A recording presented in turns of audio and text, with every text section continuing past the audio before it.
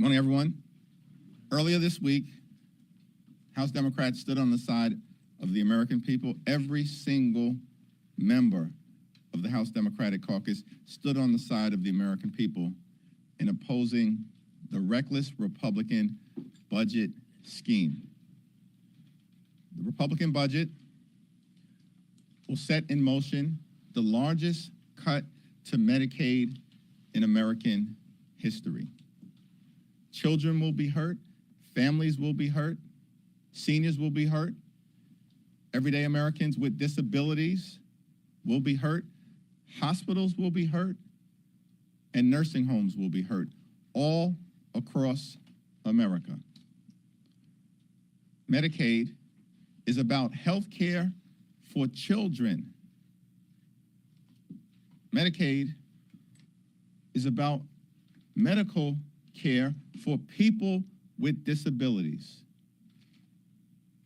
And Medicaid is about nursing home care for older Americans who are trying to live out their golden years with the respect and dignity that they deserve. Democrats will continue to stand on the side of the American people and stand against the reckless Republican budget that will end Medicaid as we know it, dramatically cut nutritional assistance for children, families, and veterans.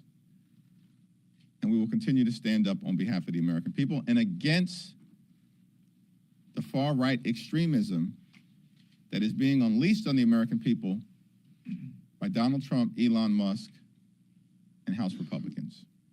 Questions? Leader, good to see you. Republicans, and actually I should say the House DOGE caucus this week, introduced a couple of different bills to cut back on waste. One of them is called the Drain the Swamp Act, another the Cuts Act, and the third, the Put Your Money Where Your Mouth Is Act. I don't know if you've looked at any of these, but is there no bill that Republicans put forth to cut back on waste that Democrats could get behind? Democrats are prepared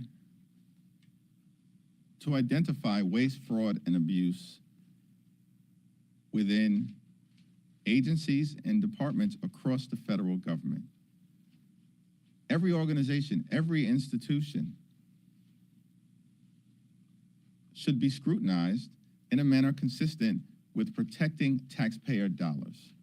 That is not what the DOGE effort is all about at this moment.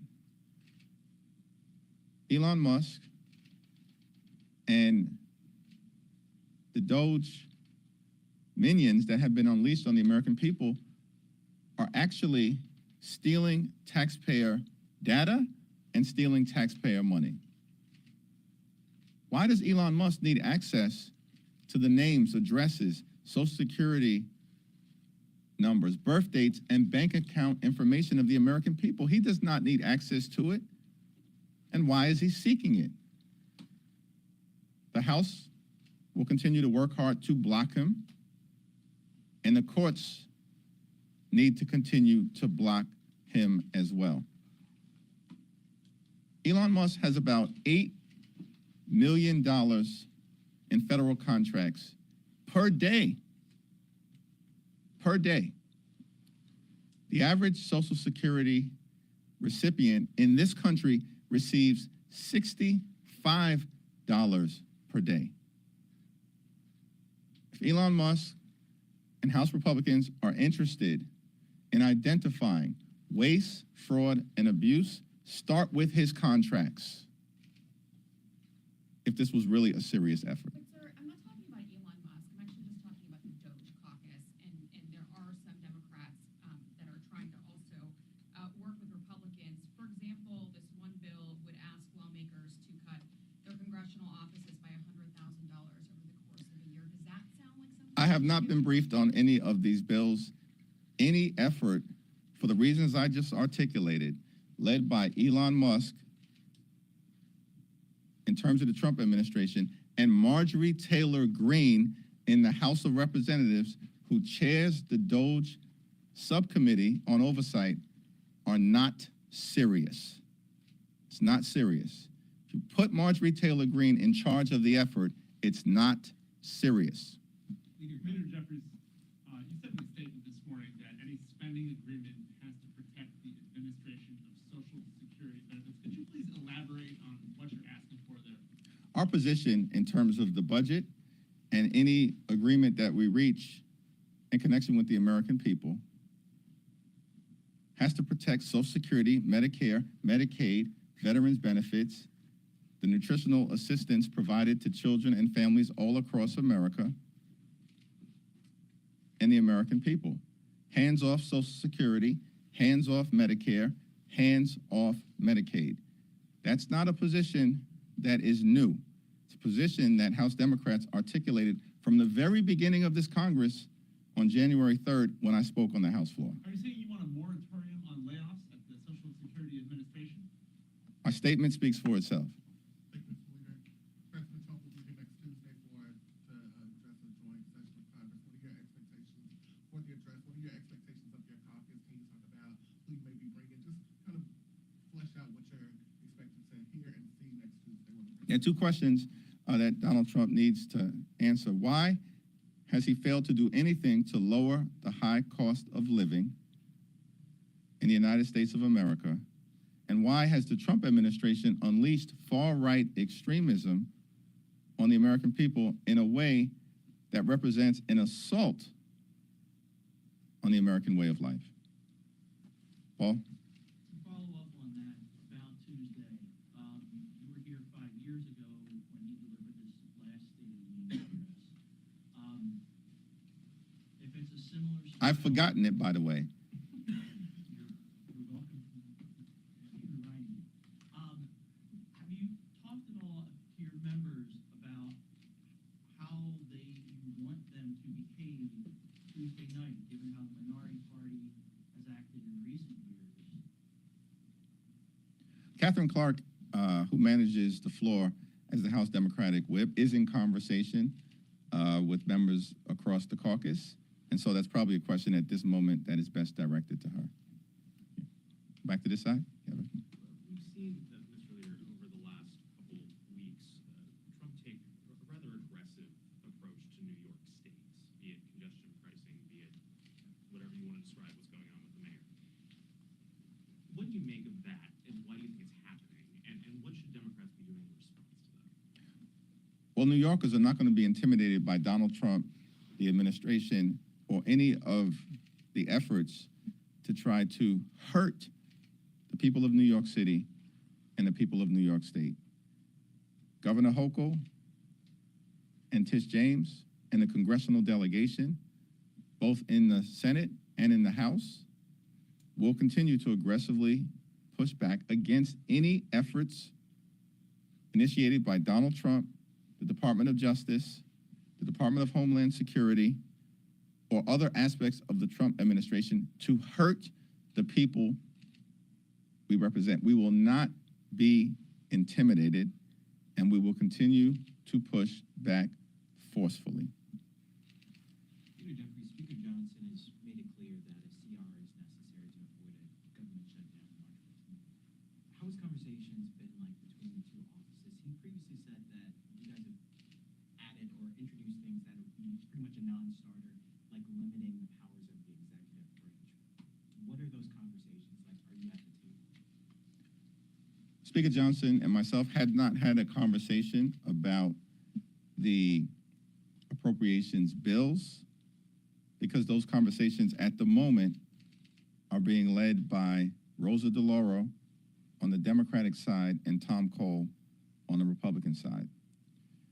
We have great confidence in the leadership of Rosa DeLauro to negotiate in a way that is consistent with the values of the American people and the things that matter, which is how do we lower costs for everyday Americans? And how do we protect things like Social Security and Medicare and Medicaid? How do we make sure that people can pay their bills? And how do we keep the American people safe? Those are the core issues that Democrats are working on behalf of the American people.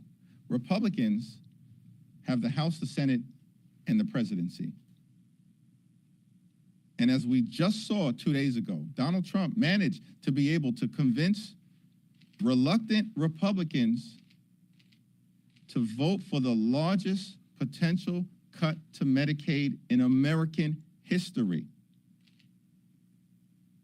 We're going to stand on the side of the American people. It appears that Republicans in the House are going to stand on the side of their super rich donors and wealthy corporations. Thanks. Second row. 2 weeks ago, you said at the podium that Republicans looked like they were walking away from spending talks. Do you think things are back on track? Or are you confident that a spending deal can be reached by the March deadline? Rosa DeLauro and Tom Cole continue to talk to each other as well as their Senate counterparts.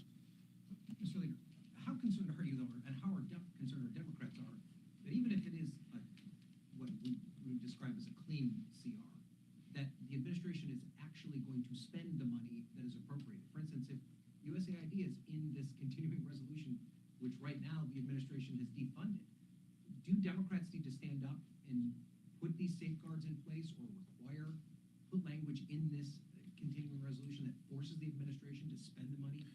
We will continue to make clear that the law has to be followed, including as it relates to the funding of the Social Security Administration. The American people are understandably concerned, frustrated, angry, scared at the assault that has been unleashed on them by the Trump administration and the far-right extremists in Congress. Congress funded the Social Security Administration so that everyday Americans in their golden years can receive the Social Security benefits that they are owed. By the way, Social Security and Medicare, they are not entitlement programs. When Republicans say they are entitlement programs, it's because they want to cut them. That's what this whole budget scheme is all about. That's what the effort to decimate the Social Security Administration is all about. Social Security and Medicare aren't entitlement programs. They are earned benefits. Everyday Americans have paid in to Social Security and Medicare throughout their entire working life. Every day, every week, every month, every year, their entire working life. House Democrats are going to stand on the side of the American people and stand on the side of Social Security, Medicare, Medicaid, and the things that matter to the quality of life of the American people. Third row. You, yep. Yes, thanks, Mr. Leader. So is there a world where Democratic leadership whips against a CR if you don't get the assurances that you're seeking that Trump will, try to run roughshod over Congress? Appropriations process at this moment is in the hands of Rosa DeLauro on behalf of House Democrats. Backward. Thank you. So Republicans have been very adamant that Medicaid will not be gutted by this budget resolution. Where or what is the proof that Medicaid will be gutted by it, if there is any? Republicans are lying to the American people about Medicaid. The Republican budget authorizes up to $880 billion in cuts to Medicaid by directing the Energy and Commerce Committee to find those spending cuts. Everybody knows who has had any connection to the congressional budget that if you are directing the Energy and Commerce Committee to find up to $880 billion, if not more, in spending cuts, that means Medicaid. That will hurt children, hurt families, hurt everyday Americans with disabilities, and hurt seniors. I can't say it any other way. Republicans are lying. Prove me wrong. There's nothing more that I would like better, that we as House Democrats would like better, than for Republicans to prove us wrong, that they are not planning to cut Medicaid. Thank you, Leader. CR negotiations still ongoing. We've had some Democrats say that they feel the relationship between leadership on both sides is at the worst point it's been in a very long time. Can you describe your relationship with Speaker Johnson and Republican leadership? Rosa DeLauro continues to lead the appropriations discussions on behalf of House Democrats. She's at the table. She's got a working relationship with Tom Cole, and let's see how those negotiations proceed. Are you worried that any Democrats will work with Republicans to keep the government open? Republicans have a responsibility to fund the government in a manner that meets the needs of the American people. We are going to continue to work hard to ensure that any spending agreement that is reached ultimately looks out for the health, the safety, the national security, and the economic well-being of the American people. We're focused on the core issues that matter, focused on the economy, focused on affordability, focused on the housing crisis that exists in the United States of America, focused on the fact that under the Trump administration, costs haven't gone down, they've gone up. Inflation is going up. What happened to lower grocery prices on day one? All right. Last two questions. Some Republicans frustrated over the talks right now have mentioned the year-long CR. Where do you see where Democrats stand on that in your viewpoint, not Delauro's? And when do you step in when negotiations with Deloro do not get as far as you hope when it comes to March 14th? The negotiations are ongoing at this moment, led by Congresswoman Rosa DeLauro. In terms of any subsequent consideration of a year-long continuing resolution, that's a conversation that we'll have at the appropriate moment with the entirety of the House Democratic Caucus. Thank you, Mr. Leader.